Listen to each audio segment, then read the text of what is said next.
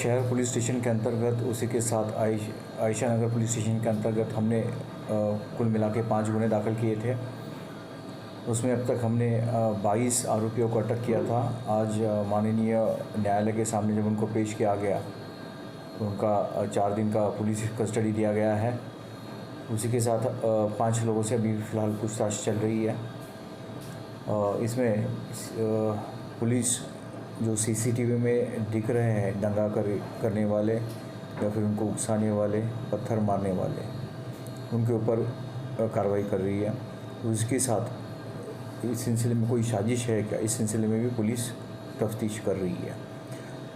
मैं मालेगांव के सभी लोगों से एक गुजारिश करूंगा कि बाहर अगर कुछ घटनाएं हो रही हैं अपने शहर के बाहर या फिर कहीं दूसरे ज़िलों में, तो उसका कोई भी विपरीत परिणाम अपने मालेगांव पर ना होने दें। ये आप, हम, मेरा, सबका शहर है।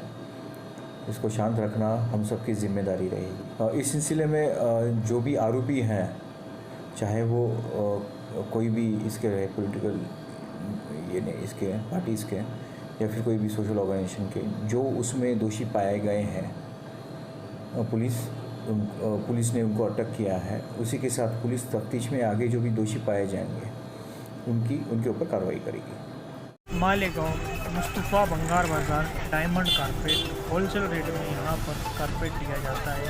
हमारा पता याद रखें, मालेगांव मुस्तफ़ा बंगार बाज़ार डायमंड कारपेट।